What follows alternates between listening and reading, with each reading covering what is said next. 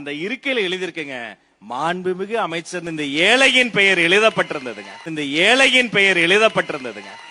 2 கோடி ரூபாய்க்கு மேலே சொத்து வச்சிருக்க நம்ம அண்ணாச்சி ராஜ்மோகன் அடுத்த மாதம் எப்படிடா வாடகை கொடுக்கலாம்னு சொல்லி யோசித்து கொண்டிருக்கும்போது எங்கள் பொட்டு மாமா சட்டன்னு அடித்தாராம், பட்டன்னு கொடுத்தாராம் பதவியை. இதை வந்து மேடையில் புழுகி கொண்டிருக்கும்போது அண்ணாச்சி ஆதவரிச்சின் அவனுடைய மூளையில் என்னெல்லாம் ஓடி இருக்குன்னு தெரியுமா?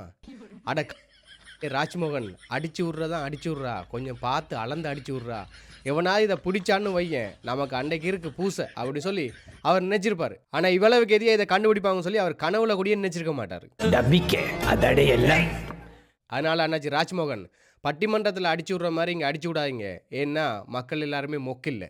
அடுத்தது வந்து எங்களோட பொட்டு மாமாட புழுதி போல உலகமெங்கும் பரப்பி கொண்டிருக்கும் அவருடைய தோழர்களுடைய பேச்சை வந்து கண்டிப்பாக எங்கள் பொட்டு மாமா கேட்கணும். அதனால் மறக்காமல் எங்கள் பொட்டு மாமாவுக்கு இந்த வீடியோவை பகிர்ந்து விடுங்கள். யார் சாமி எங்கிருந்து வந்திருக்கான்? ஈழத்திலிருந்து நான் RJDS. மீண்டும் இன்னும் ஒரு வீடியோவில் சந்திப்போம். நன்றி, வணக்கம்.